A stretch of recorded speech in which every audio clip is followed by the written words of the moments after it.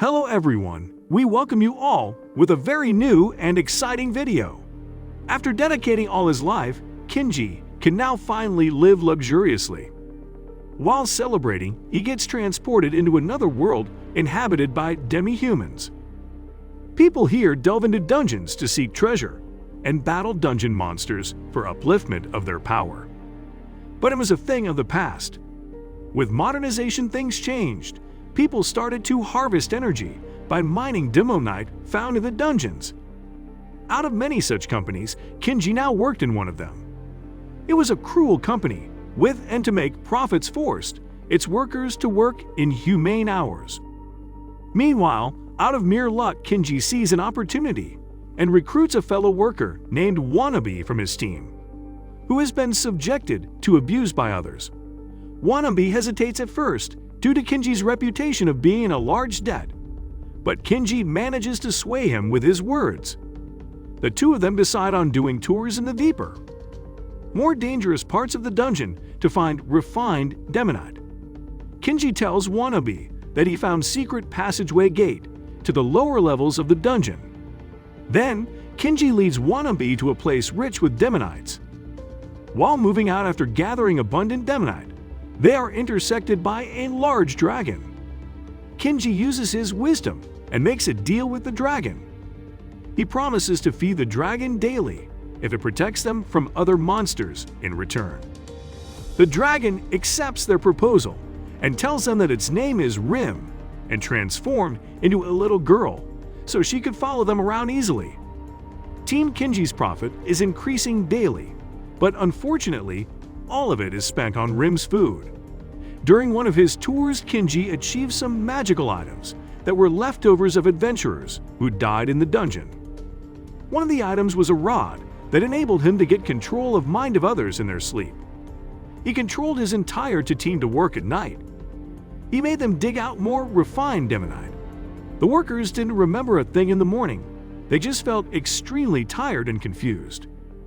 Wannabe tries to warn Kinji about the laws and to stop, but Kinji ignores him.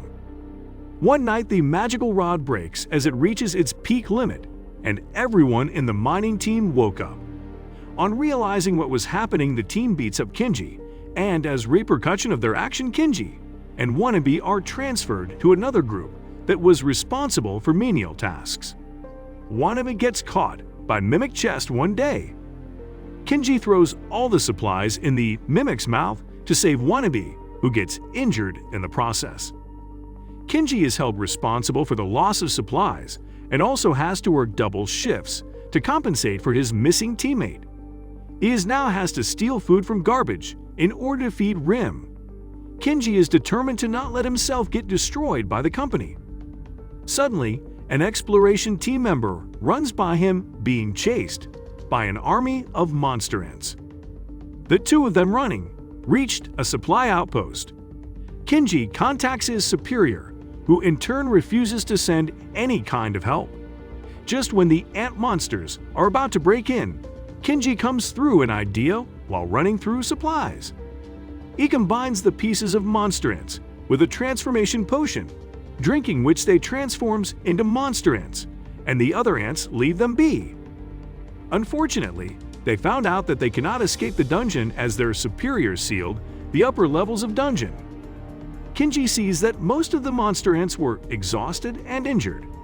Due to the transformation potion, he is able to communicate with the ants. Using his manipulative nature, Kinji promises the worker ants treatment and help against Ant Queen's tyranny and persuades them to work beneath him. His plan works.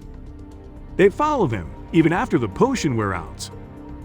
Ant Queen is unhappy about the expansion's progress and tries to focus on the fact that the gluttonous dragon has vanished from the upper floors.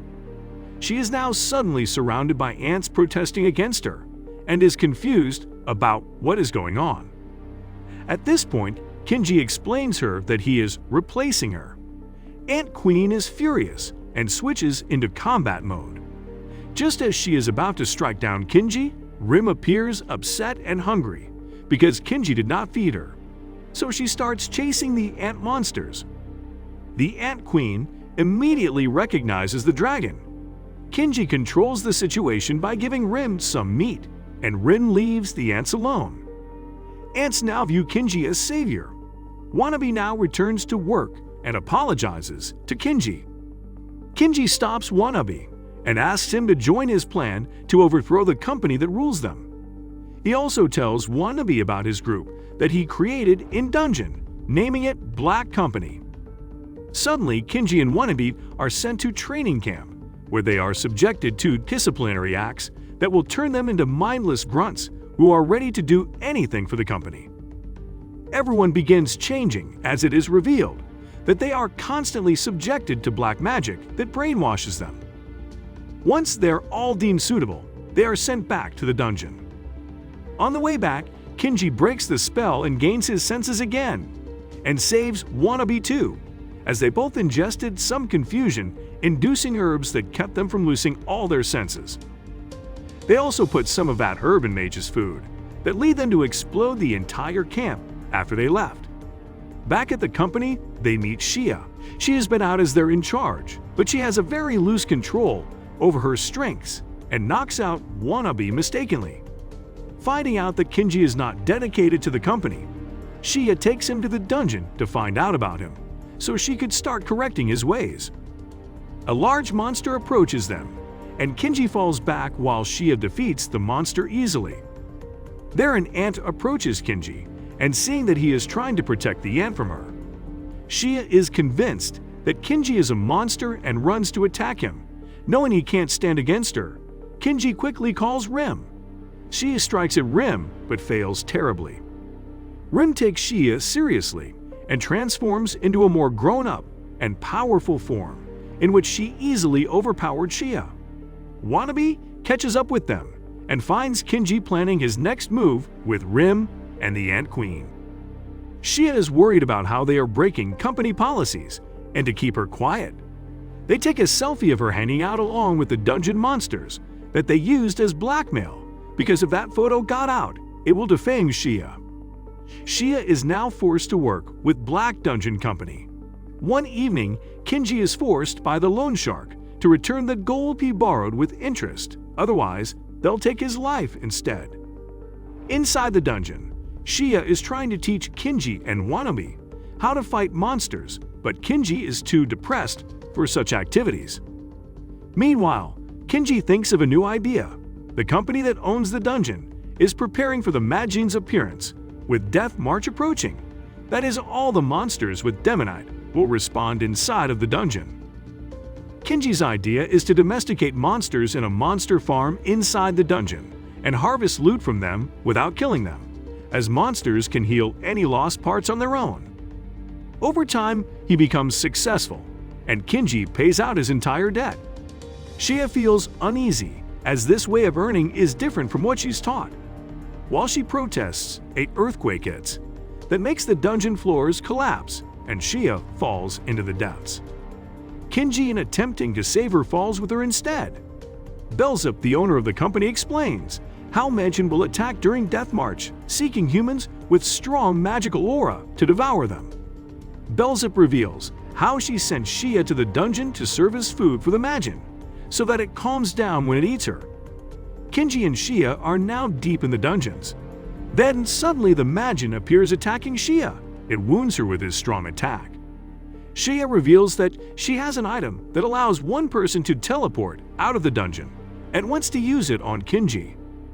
Kinji refuses and then snatches the item from Shia and throws it on the Magen, causing it to teleport out of the dungeon instead. Shia cannot believe what Kinji did. He says that she was main focus of the Magen anyways, and it will find its way back to her. This just gave them some time to prepare. Kinji creates a trap for Magen using the monsters and is worried that Rim is nowhere to be found. Kinji plans seem to work as they use Shia as a bait to lead the Magen from one trap to another, wounding and weakening it slowly. Magen eventually goes to berserk mode, weakened by all the traps, and Shia is ready to risk her life again to stop it. Thank you for supporting till the end of video. If you enjoyed it, I do hope that you like it too. Please don't forget to subscribe. See you soon enough.